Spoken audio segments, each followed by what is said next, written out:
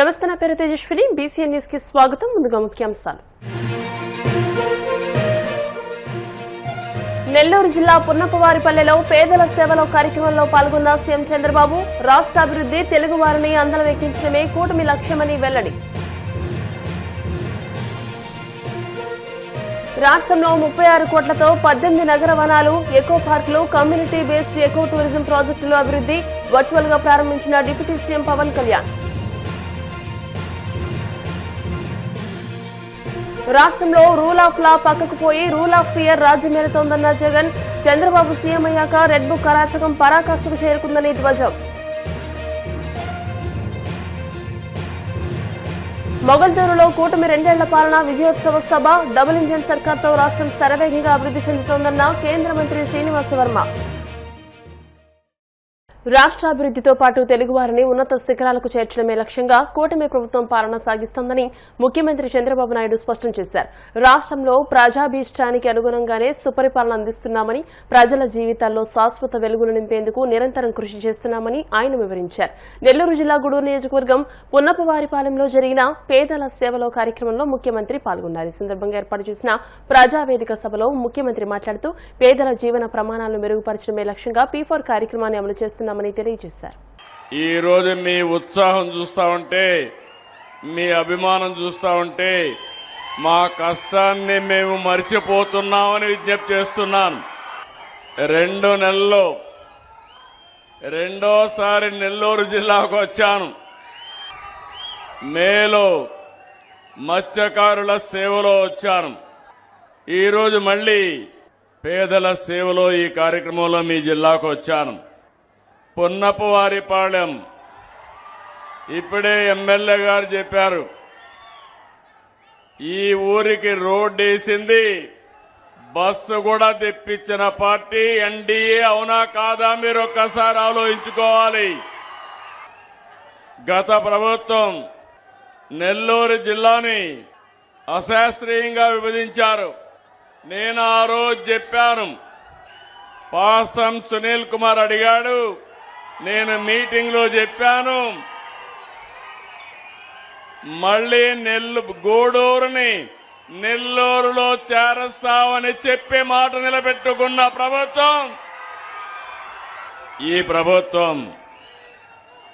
వెంకటగిరి నియోజకవర్గ పరిధిలో రాపూరు, సైదాపురం, కలవాయి మండలాల్ని నెల్లూరులో కలిపాం. నా ఆలోచనే ఒకటే, మీరు గుర్తుపెట్టుకోవాలి, ప్రజలకు ఇబ్బంది పెట్టకూడదు. ప్రజాభిష్ట ప్రకారం పరిపాలన చేయాలి తప్ప పెత్తందారీ వ్యవస్థకు చోటు లేదని మరొక్కసారి మీ అందరికీ విజ్ఞప్తి చేస్తున్నాను. అందుకే నేను జిల్లాలన్నీ మళ్లీ రీఆర్గనైజ్ చేసి నెల్లూరు జిల్లాలో గూడూరుని పెట్టామంటే మీరెప్పుడూ గుర్తుపెట్టుకోవాల్సిన వ్యక్తి సునీల్ కుమార్. అదే మరిగా తెలుగుదేశం పార్టీ పక్కనుండే ప్రభాకర్ రెడ్డి గారు కూడా. ఈరోజు మీరు గుర్తుపెట్టుకోవాల్సింది, నేనెప్పుడు ఎన్నో కార్యక్రమాలు చేస్తాను. మొదలు తారీఖు వస్తే మాత్రం నాలో ఎక్కడా లేని హుషారు వస్తుంది. దానికి కారణం పేదల సేవలో ఉండాలనే తపనే తప్ప ఇంకోటి కాదు. మీరందరూ ఒకటి గుర్తుపెట్టుకోవాలి, నేను కూడా బటన్ నొక్కచ్చు, కానీ నేను బటన్ నొక్కేవాడిని కాదు. ప్రజల్లో ఉండే వ్యక్తిని నేను చేయడమే కాదు, సమాజంలో ఒక చైతన్యం తేవాలి. ఈరోజు నా పక్కన బంగారు కుటుంబాలు కూర్చున్నాయి, పెన్షన్దారులు కూర్చున్నారంటే వాళ్ళ జీవితాల్లో శాశ్వతంగా వెలుగు తేవాలనే ఉద్దేశంతోనే నేను ఇక్కడికి వచ్చాను. ఇంకొక పక్క మొదల తారీఖు వస్తే డబ్బులుండే వాళ్ళందరికీ కూడా గుర్తు రావాలి. సామాజిక బాధ్యత మనందరి బాధ్యత. సమాజంలో పుట్టాం, సమాజం వల్ల పైకొచ్చాం. మనతో పుట్టిన వాళ్ళు ఇంకా చాలా మంది కనీస అవసరాలు లేక తీర్చుకోలేక ఇబ్బంది పడుతున్నారు. అందుకే నేను ఆలోచించేది, మొదటి తారీఖున ఎమ్మెల్యేలు కానీ, ఎంపీలు కానీ, మంత్రులు కానీ, రాజకీయ పార్టీ నాయకులే కాకుండా అధికార యంత్రాంగాన్ని కూడా పంపిస్తున్నాను. భవిష్యత్తులో ఒకటే కోరుతున్నాను, సమాజంలో పైనుండే 10%, అట్టడుగు నుండి 20% ఎప్పుడూ అండగా ఉండాలి. ప్రభుత్వం బాధ్యత మేం చేస్తాం. ఈరోజు మీరు చూస్తే మొదటి తారీఖు వస్తే ఒక పండుగ వాతావరణం. వృద్ధులందరూ కూడా ఇంటి దగ్గర దర్జాగా ఉంటే తలుపు కొట్టి గుడ్ మార్నింగ్ చెప్పి వాళ్లకు డబ్బులు ఇచ్చే ఏకైక ప్రభుత్వం ఈ ప్రభుత్వం.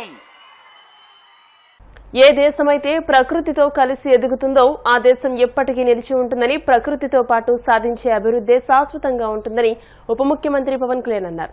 రాష్ట్రంలో కొత్తగా అభివృద్ధి చేసిన 18 నగర వనాలు, ఎకో పార్కులు, కమ్యూనిటీ బేస్డ్ ఎకో టూరిజం ప్రాజెక్టులను మంగళగిరిలోని క్యాంపు కార్యాలయం నుంచి పవన్ వర్చువల్ గా ప్రారంభించి ప్రజలకు అంకితం చేశారు. ఈ కార్యక్రమంలో మంత్రులు రామనారాయణ రెడ్డి, సత్యప్రసాద్, సవిత వర్చువల్ గా పాల్గొన్నారు. ఈ సందర్భంగా పవన్ మాట్లాడుతూ నగరాలు, పట్టణాలు శరవేగంగా విస్తరిస్తున్న ప్రస్తుత తరుణంలో ఈ నగర వనాలు పట్టణాలకు గ్రీన్ లంగ్స్ లా పనిచేస్తూ పర్యావరణ సమతుల్యతను కాపాడుతాయని అన్నారు. గౌరవ దేవాదాయ శాఖ మంత్రివర్యులు శ్రీ ఆనం రామనారాయణ రెడ్డి గారికి, గౌరవ బీసీ సంక్షేమ శాఖ మరియు హ్యాండ్లూమ్స్ టెక్స్టైల్ శాఖ మంత్రివర్యులు శ్రీమతి సవిత గారికి, గౌరవ రెవెన్యూ రిజిస్ట్రేషన్ మరియు స్టాంపుల శాఖ మంత్రివర్యులు అనగాని సత్యప్రసాద్ గారికి, గౌరవ శాసనసభ్యులు పలాస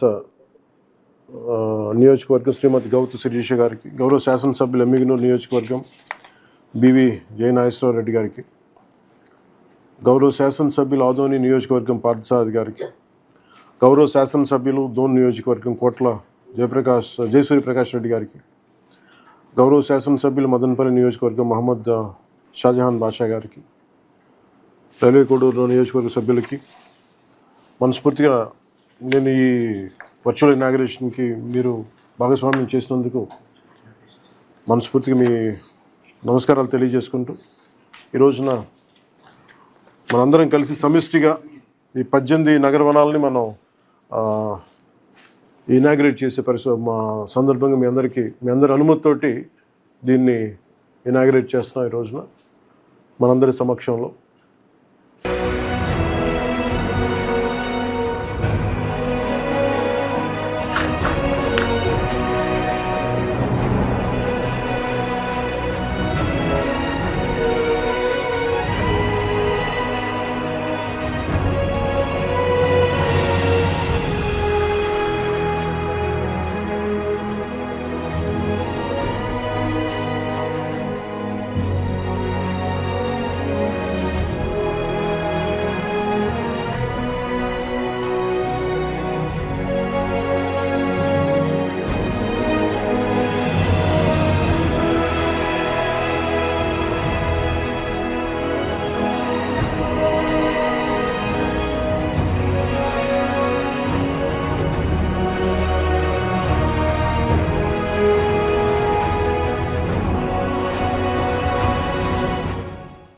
రాష్ట్ర వ్యాప్తంగా 18 నగర వనాలు, ఎకో పార్క్స్ మరియు కమ్యూనిటీ ఆధారిత ఎకో టూరిజం ప్రాజెక్ట్స్ని ప్రజలకి అంకితం చేయడం, దాంట్లో మనందరం భాగస్వామ్యం అవడం నాకు చాలా ఆనందంగా ఉంది.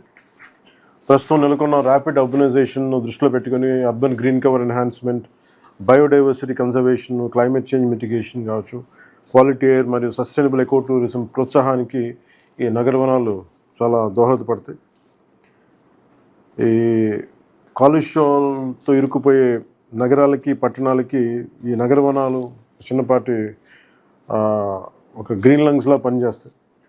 ప్రతి నగర వనాన్ని సుమారు 50 హెక్టార్ల విస్తీర్ణంలో 2 కోట్ల డబ్బుతో ఒక వ్యయంతో అభివృద్ధి చేయగా, రాష్ట్ర వ్యాప్తంగా ఈ 18 నగర వనాలను దాదాపు 36 కోట్ల వ్యయంతో నగర్ వన యోజన మరియు స్థానిక నిధుల ద్వారా ఈ అభివృద్ధి చేయడం జరిగింది. ఇది రాష్ట్రంలో అర్బన్ గ్రీన్ ఇన్ఫ్రాస్ట్రక్చర్ డెవలప్మెంట్కి చాలా బలమైన ముందడుగు. ఏ nation that gross with nature gross for ever అన్న ఒక నానుడిని ప్రకృతితో పాటు అభివృద్ధి సాధించినప్పుడు ఈ అభివృద్ధి శాశ్వతంగా ఉంటుందనే ఆలోచనతో ఈ నగర వనాలని అభివృద్ధి చేయడం జరిగింది. కోడూరు, కైలాసగిరి, మదనపల్లిలో ఎర్రచందనం పరిరక్షణ పార్కులను ఏర్పాటు చేయడం కూడా జరిగింది. నక్షత్ర వనాలు, రాశి వనాల ద్వారా ట్రెడిషనల్ నాలెడ్జ్ మరియు బయోడైవర్సిటీ కన్జర్వేషన్కి ప్రాధాన్యత కల్పించాం. అలాగే bird habitats, boating, kayaking, trekking, yoga centres, open gyms వంటి ప్రత్యేక ఆకర్షణలు ఈ పార్కుల్లో ఉన్న ప్రత్యేకత. ఈ నగర వనాలు కేవలం నేటి కోసం కాదు, రాబోయే తరాల కోసం మనం నిర్మిస్తున్న పచ్చని వారసత్వం. కలిసి వీటిని సంరక్షించి మరింత పచ్చని పరిశుభ్రమైన ఆంధ్రప్రదేశ్ నిర్మాణంలో మనందరం భాగస్వాములు అవ్వాలని మనస్ఫూర్తిగా కోరుకుంటూ, తాము ఏం చేసినా పర్వాలేదనే స్థితిలో కూటమి ప్రభుత్వ పెద్దలు ఉన్నారని, ఆ పర్యవసానమే ఇప్పుడు ఏపీలో నెలకొన్న దారుణ పరిస్థితులని వైసీపీ అధినేత మాజీ ముఖ్యమంత్రి జగన్ అన్నారు. రాష్ట్రంలో రూల్ ఆఫ్ లా పక్కకు పోయి రూల్ ఆఫ్ ఫియర్ రాజ్యమేలుతుందని ఆవేదన వ్యక్తం చేశారు. తాడేపల్లిలోని మీడియా సమావేశంలో ఆయన మాట్లాడుతూ ఏపీలో ధర్మం, న్యాయం గాడి తప్పాయని అన్నారు. చంద్రబాబు తాను చేస్తున్న దోపిడీ, అవినీతి, దుర్మార్గపు పరిపాలనపై ప్రశ్నించే ఎవరినైనా అణిచివేసే క్రమంలో దిగజారిపోతున్నారని ధ్వజమెత్తారు. సాయి కృష్ణ, క్రాంతి కుమార్ కేసులే ఇందుకు ఉదాహరణలని ఆగ్రహం వ్యక్తం చేశారు. అవుతా ఉన్న రాష్ట్ర ప్రజల పరిస్థితులను ఒకసారి వివరించే కార్యక్రమం ఈరోజు ఈ ప్రెస్ మీట్ ద్వారా చేయదలుచుకున్నాం. 2 ఏళ్ల కిందట, అంటే ఈ ప్రభుత్వం రాక మునుపు వరకు కూడా ఆంధ్రప్రదేశ్ పేరు చెబితే ఈ రాష్ట్రంలో ఏ ఇంటైనా కూడా చర్చ జరిగిన అంశాలు ఏమిటి అనంటే సంక్షేమం గురించి, అభివృద్ధి గురించి, విద్య, వైద్యం, వ్యవసాయం, పరిపాలనా రంగాల్లో విప్లవాత్మక సంస్కరణలు, ప్రజలకు జరిగిన మంచి గురించి ప్రతి ఇంట్లో కూడా చర్చ జరిగేది. 2 ఏళ్ల కిందట ఏ ఇంట్లో అయినా కూడా చర్చ జరిగేటివి ఏదైనా ఉంటే ఈ అంశాల మీద చర్చ జరిగేది. చంద్రబాబు నాయుడు గారి పరిపాలన వచ్చిన తర్వాత ఇవాళ ఏ ఇంట్లో అయినా కూడా చర్చ ఏ అంశాల మీద జరుగుతూ ఉన్నాయి అనంటే రెడ్ బుక్ రాజ్యాంగం, కస్టోడియల్ డెత్స్, చంపేసిన తర్వాత శవాన్ని మాయం చేయడం, ఇక్కడి నుంచి మొదలెడితే చంద్రబాబు చేసిన సూపర్ 6, సూపర్ 7ల మోసాలు, ఆయన చెప్తా ఉన్న అబద్ధాలు, ఆయన చేస్తా ఉన్న టాపిక్ డైవర్షన్స్, వీటికి సంబంధించిన చర్చే ఈరోజు ప్రతి ఇంట్లో కూడా ఈరోజు జరుగుతూ ఉంది. రాష్ట్రంలో పరిస్థితి ఏమిటి అని అంటే రూల్ ఆఫ్ లా పక్కకెళ్ళిపోయి రూల్ ఆఫ్ ఫియర్ ఈరోజు రాష్ట్రంలో రాజ్యం ఏలుతా ఉంది. పోలీస్ స్టేషన్లకు వెళ్తే న్యాయం జరుగుతుందన్న నమ్మకం ఈరోజు ఎక్కడా కూడా సన్నగిల్లిపోయింది.